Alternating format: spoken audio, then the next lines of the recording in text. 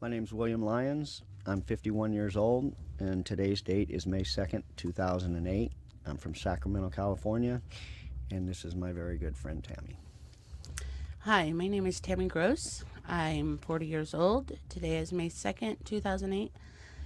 We are in Sacramento, California. My relationship to my friend, my relationship is William Lyons, and he is my very good friend.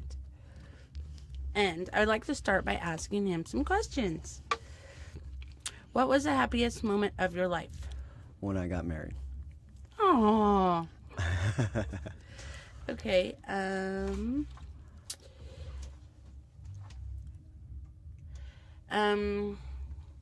what was the happiest moment you were with me? Probably playing softball Softball? recently. I've had some good times. No, I said There's with been me. others. Oh, just one-on-one? Yeah, with me. How about the cabin? Well, if you would let me get there. Yeah. The cabin. Yeah. My family has a cabin up by Lake Tahoe, up in the middle of the El Dorado National Forest, and we had a really good time. Yes, we did. We had a blast up there. That was Yeah, really nice. why don't you talk a little bit about the ride up? Yes, the ride up was very entertaining. We were driving in a little Ford Probe. There was 5 of us. All of our baggage, our food, and a dog going up to the Tahoe National Forest to stay in the cabin that Bill's grandparents built. And the ride up, oh my God, we had such a good time. We're driving up the hill, and Bill says, "Do you see that over there? That snow?" Everybody says, "Yeah." And he says, "Well, that's not snow." And it was so funny. And then we get down to where the cabin is, and we're all, "Where is it?" And he's all, "You see that one over there?" We're all, "Yeah." He's all, "Well, that's not it." So, yeah, we had a really good time. That was probably my fondest memory of being with Bill. And but baseball. Let's talk baseball. We're having a good time playing baseball. Any questions you'd like to ask? I just did. Ask me one. Okay. How did we meet, Bill? That's interesting. Both of us have had problems throughout our life, and we actually met in a motel room with a bunch of people there. Okay. Yeah, please And- be specific. Do you really want me to be specific? Well, yeah. It was around payday, and the type of lifestyle that we were living. That's what we did. We'd rent a motel room and get high, and that's the first time I ever met you. And it wasn't real positive that night. No, it was not, I have to say. We didn't know each other that Yeah. well, and When I first met Bill, I thought he was gay. But he's absolutely not. And one of the things I like to say about Bill, since we formed this relationship, I call him my baby's daddy. I don't know how that formed in our relationship, but it's just something we've been doing for about 5 years now. And Bill and I have become pretty close over these last few years. We both were homeless, living on the river, under bridges and stuff, and we've come a long way, since then. So, Bill, what's the best thing in your life today? recovery. That's right. Being in the program that we're in, we knew each other out there, and now we know each other in recovery, and it's been a good journey, and it's going to get better. Absolutely. And I'm really grateful to be able to be around you in recovery because we're having a lot of fun. Yes, we absolutely are. So, are you looking forward to the camp out, the NA camp out? Of course. What better way for 3,000 Yes. recovering addicts to get together and have a good time? You were at the camp out last year. What'd you do? Last year was quite interesting. I had a really good time. I had a monkey on my back. And yeah, that was another trip. We piled up my car and drove up to where is it? Rollins Lake. Yeah, there were still 5 of us and all of our packages and our camp out gear, and yeah, that was very, very fun. We stayed up there for 4 days, I think, and we had a really good time. I'm looking forward to it this year. Absolutely will be fun. We get to stay at campsites this year, not in the meadow with all the poor people. Yeah. So, Bill, tell me about your grandparents. Wow. I can right down the line. I'll start with my great grandparents. They settled in Oak Park. Back in those days, Oak Park was the place to live because that's where the old fairgrounds were. Mm-hmm. They lived right across the street from Sacramento High School, and my grandparents also lived in Oak Park. My great grandparents lived in a double house, 30-foot eaves, and then my great aunt and my grandma were sisters, and they lived next door to each other all their life. And they built the cabin. Yes. You know, I come from a family of police officers. My great grandpa was a cop for 38 years. My grandfather was a captain of police for 18. My father was a cop. He's a prominent attorney here in town. And that's about it. How about you? My grandfather died way before I met him. My mother was 12 when he died in a fire. And my grandmother was a very cute little lady who I lived with most of my life. And she took care of me.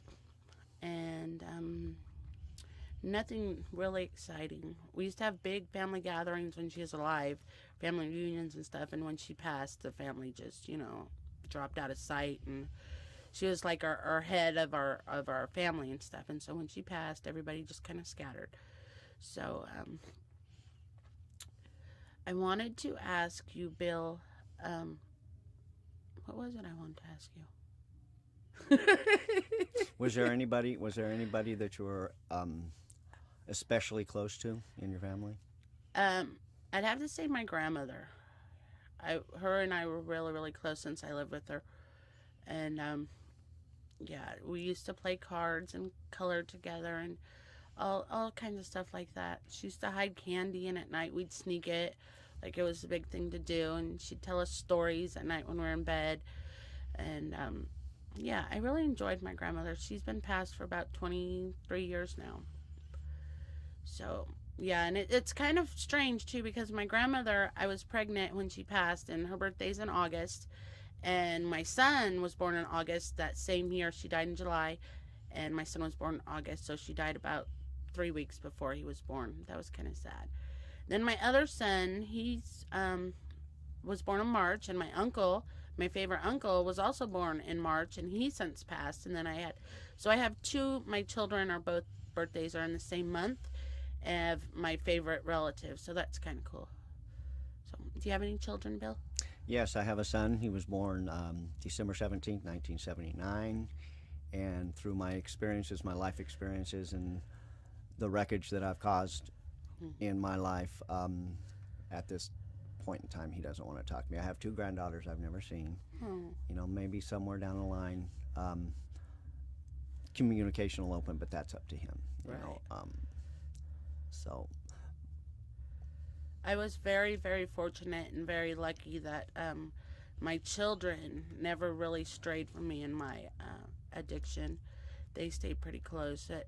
My youngest son told me, this is why I got into recovery, besides the fact that I'm an addict, he told me he never wanted to see me or hear from me again until I stopped drinking or using. And so that's what started the ball rolling.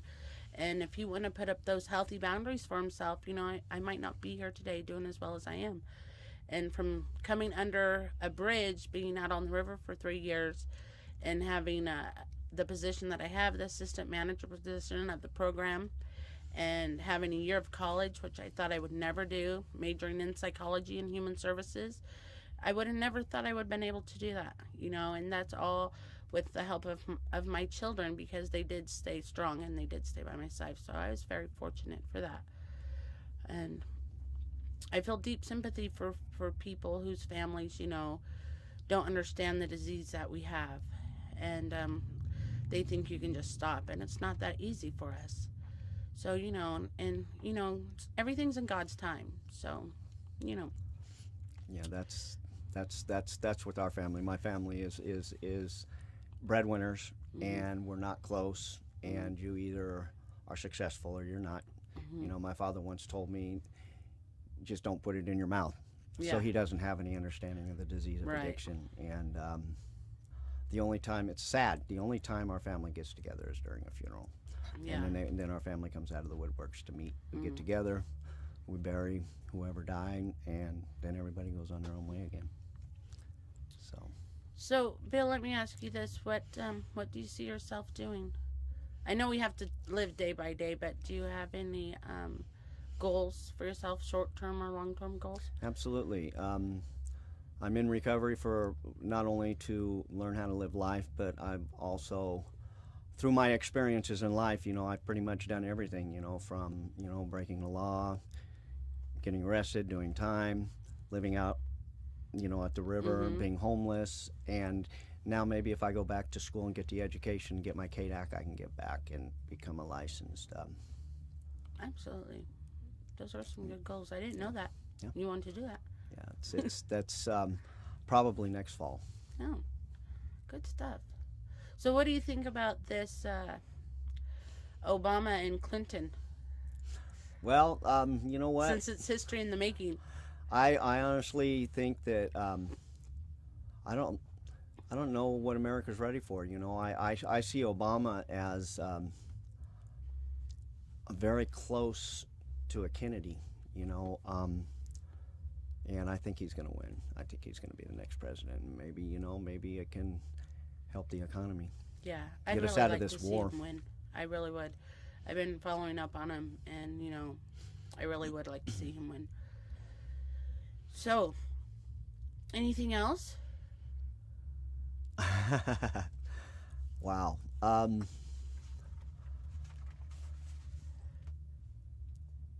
What'd you do growing up? How were you growing up? I mean, My childhood was not that great. It was okay. My mother, I come from a dysfunctional family. One mother and two sisters from different fathers. So it was pretty dysfunctional, but my mother did the best that she could with what she had. And she was also an addict, so she didn't have very good living skills either. So she did the best that she could, and I actually left home when I was 16. And I got in a little bit of trouble and went to juvenile hall, but nothing major. And then I got pregnant at 17, and I was with my husband for 13 years. And he was really, really good to me. I realize that now. Back then, I didn't know because, I was still in my addiction, and I didn't know, what good was. But I realized today, he was a good man. He treated me very well. We did a lot of family vacations, and he was very, very good. So, yeah. So, let me ask you this. Do you remember what was going through your head when you first saw me? Truthfully, Yeah. you're not getting any of my dope. I know. Okay, how about this one? And you brought that up in the car over here. Yeah. How about this one? Was there ever a time that you were mad at me? Well, yeah, you had to bring that up too, didn't you? Yeah. Yes, there was a time. Only one time that I've known you that I've really been upset with you, other than a little bit of, Can you go into details, maybe?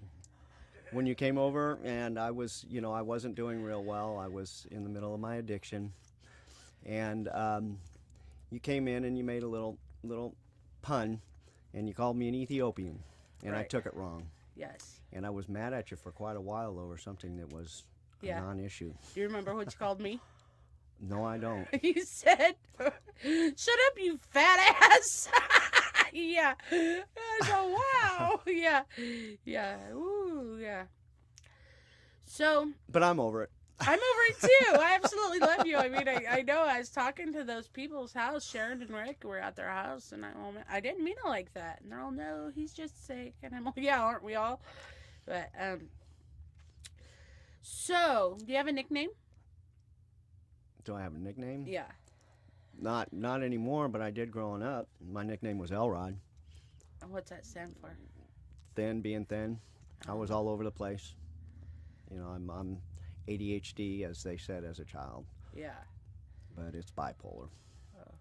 So tell me, what's it like, life in the day of Bill Lyons? It's okay as long as I don't get stuck in my own head. I'm happy where I'm at. I'm the program that we're in. we're really close. You know, we're a tight knit group of people. You know, and I've come to depend on the people there. You know, Yeah. and we got a lot of different minds, but you know, we're all striving for the same thing. You know, learn how to live life, and you know, it's kind of cool how everybody really looks out for one another. Absolutely. Yeah, I really like where we're at. I feel really comfortable. I'm enjoying myself. I'm really, really enjoying myself in this point in time in my life. So I like, you know, where I'm at. I'm trying to live in the moment. And I'm enjoying it for the most part. You know, I know it seems like it's crazy sometimes, but I love it. Because all that chaos gets me out of all the chaos in my head. Yeah, so I can focus on everybody else's chaos. But I'm absolutely having a good time. And so, when you were younger, I know this is probably a silly question, but when you were younger, you didn't see yourself being a drug addict or homeless, did you? No, I just saw somebody that wanted to play. Yeah. Constant. Yeah. Yeah, I was a handful all through life to everybody. Right. You know, I think I told you the story. At under 2 years old, I was able to. I climbed over the fence of our backyard, and my dad had the whole police department looking for me. And of course, they found me in a woman's dress shop. Yeah. Looking up the dresses, good one. Yeah. So, what when you were little, what did you want to be, or what were your dreams when you were little? I wanted to be a veterinarian. Oh, so did I. Or a baby doctor. I didn't want to as be a child. doctor. I wanted to be a veterinarian though. I used to dress my cats up in dog clothes. Oh, I was horrible to animals. Okay, let's not go into no, that. because you know, and I love them now. I would never harm any animal. Yeah. You know, but as a child, like I said, I was a handful. I was a handful. A lot of negativity, because, like I said, our family strided for, you know, perfection and to be a breadwinner. Yeah. So there was no, and I'm not built that way. I'm from the heart, so there was no closeness. You know, there wasn't hugging and all that kind of stuff. So I acted out. The only kind of attention I got was negative attention. So that's what I gave. Yeah, absolutely. So, do you know if you're related to anybody famous? No, but I was married to the great-great-granddaughter of Alfred Nobel, the inventor of dynamite and the beginning of the Nobel Peace Prize. Oh. That's where I got my recipe.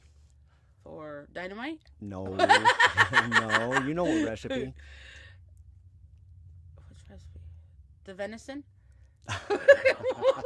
What? Why don't you tell me about the venison? Let's get off that and tell me about the venison story. Okay, the venison. I'll tell you about the venison story.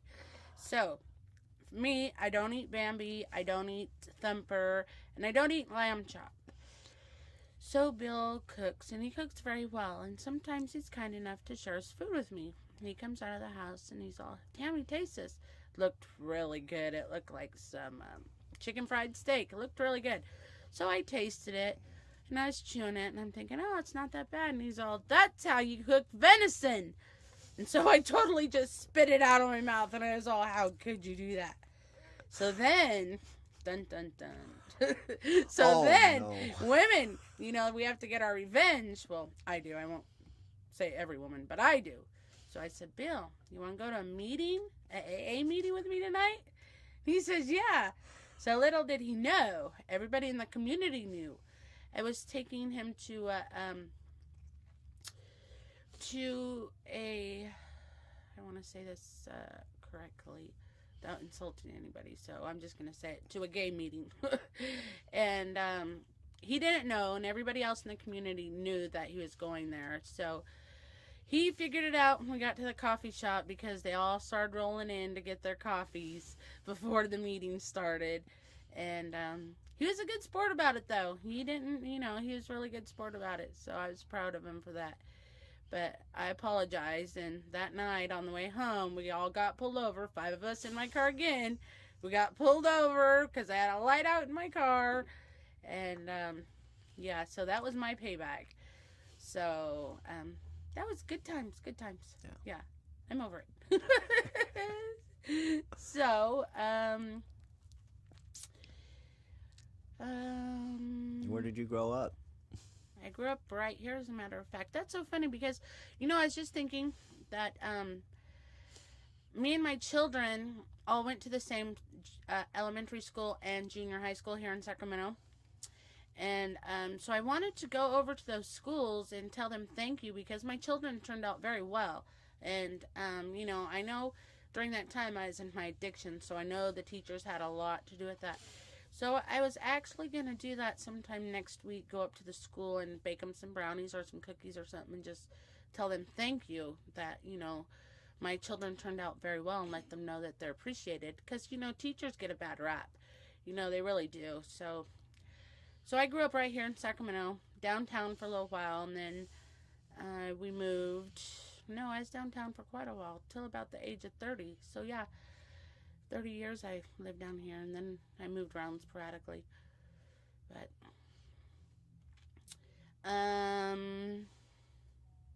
so can you describe yourself, Bill?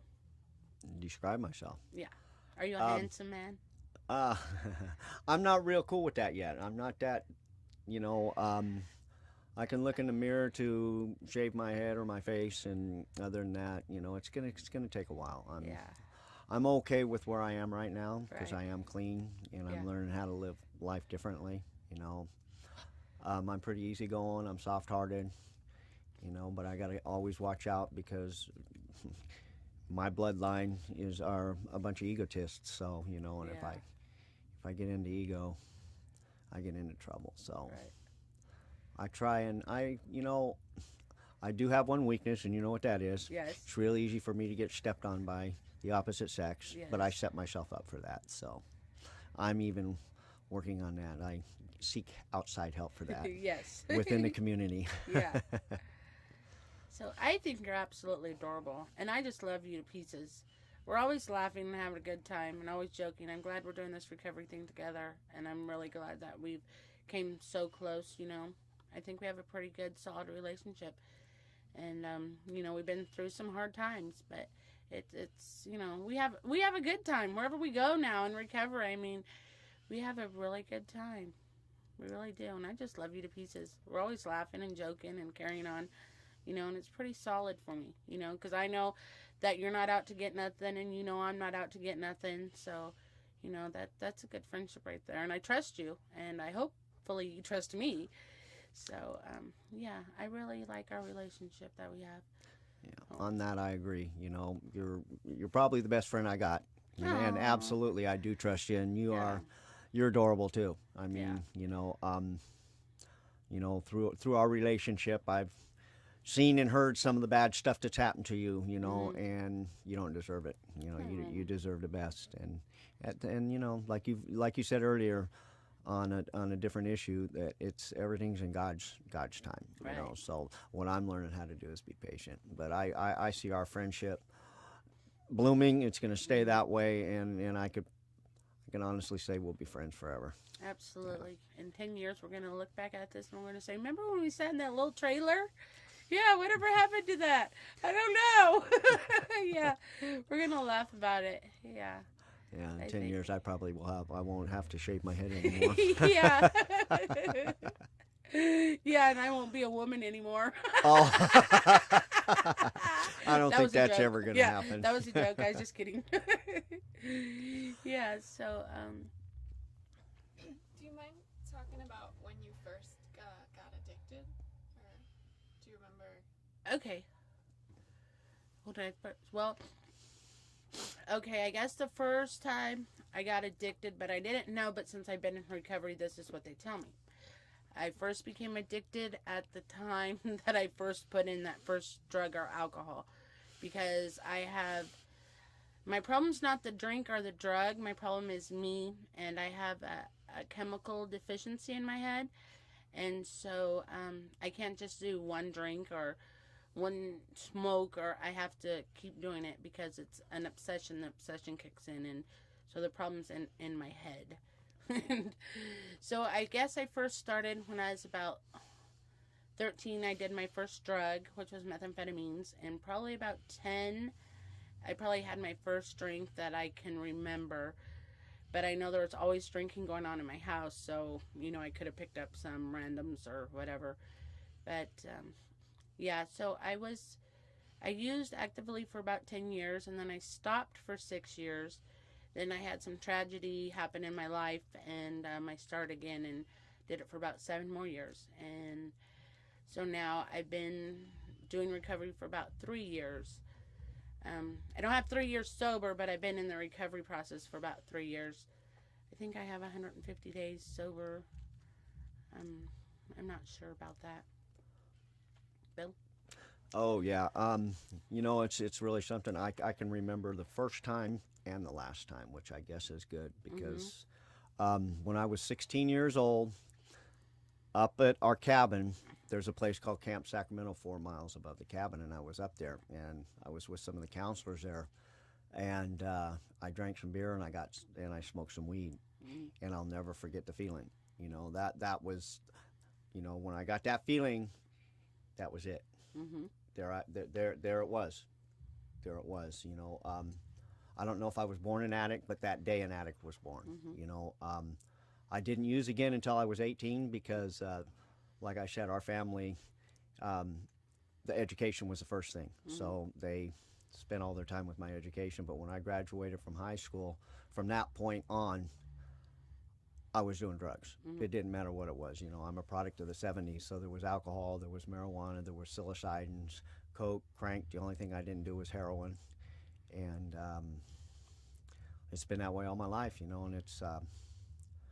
it's taken me down all the roads except death, and that's been close a few times. I've been mental institutions, jail, prison, all that, and that's why I'm going to go back to school, because I can really honestly think that I can give back and help some people, because they're not going to think that I'm full of crap, because I can come from experience. Right. And if I get the education, for how to apply it, then I can come at people honestly and real. Yeah. So I honestly think that people react better to someone that's been there and done that. So, excuse me. Do you have any inspirational or positive or heroes that my hero was my grandma. Oh. She was my nana. Yeah. And I honestly to this day trust and believe that she's my angel. Yeah. That's helped me survive through some pretty horrendous things, whether it was self-inflicted, or accidents or anything like that. She was on my side no matter what. She tried to, protect me no matter what from my grandpa. Anytime I was doing wrong, everything. Yeah. And I was just horrible. But she was always there for me. And when she died, actually, I was up at the cabin with my wife and my son in the bed that she slept in, and my grandpa called and said that she had died. And I'm sorry to hear that. yeah, it was strange too, because I had a softball. I was in a softball league, and I had a game that night, and I went down to the game, and it was at Curtis Park, which is on Broadway, which is like 20 blocks on the same street. And it got too late, so I didn't stop by, but I was going to stop by at my grandparents' house that night, and I didn't. And if I had, I would have, because she died in the ambulance in front of the house. So it was kind of, that was hard for me. Yeah. It was hard for me. So I want to say that I absolutely love this right here, what we're doing, because I've found out a lot of stuff about you, and I think this is going to help our relationship grow even closer as friends, and I'm really enjoying this. But I have a few people that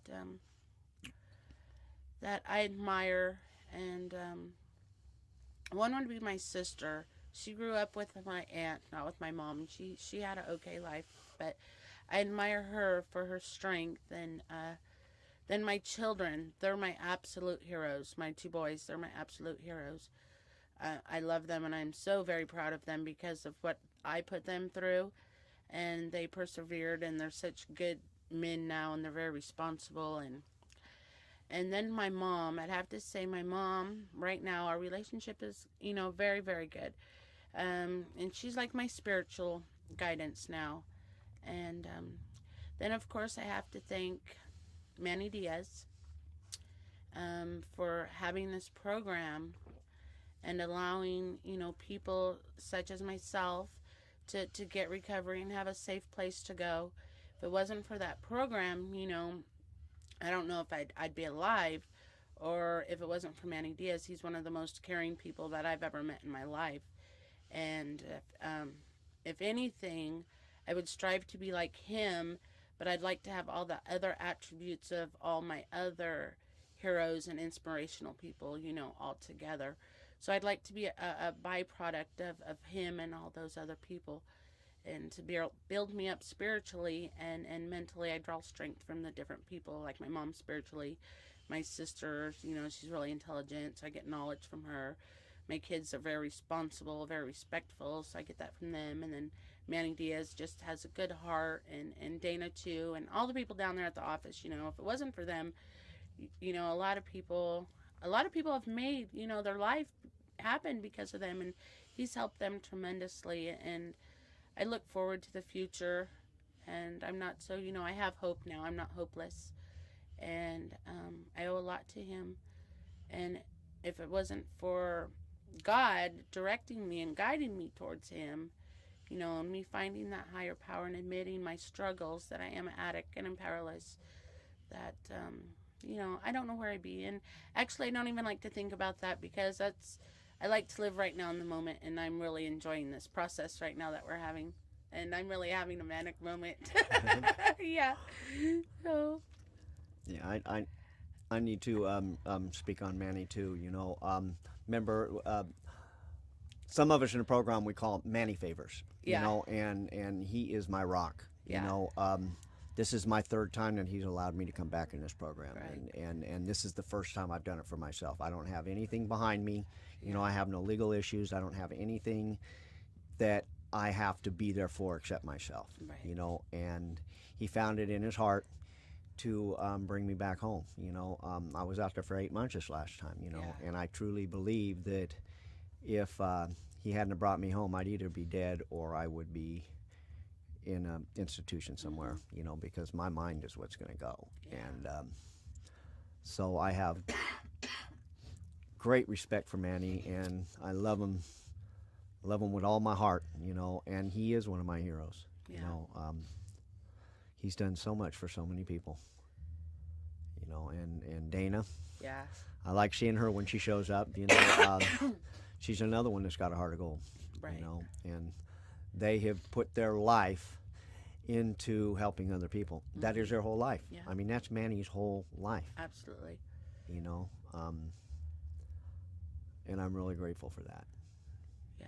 So I think it's time for me to stand up, buckle my belt, and do what I'm supposed to do in God's eyes, and slowly but surely that's going to come out. And I know it's by giving back. Mm-hmm. And I know it's going to be by helping others. Yeah. So that's the only way I'm going to stay clean. Mm-hmm. I can't do it on my own. And I remember they said, if you're standing still, you're going to go backwards. Standing still is dangerous. So I'm just going to keep going forward. Good job. I'm very proud of you, Bill. I'm proud of you too. We've come a long way from some pretty bad places. Yes, we have. Yeah.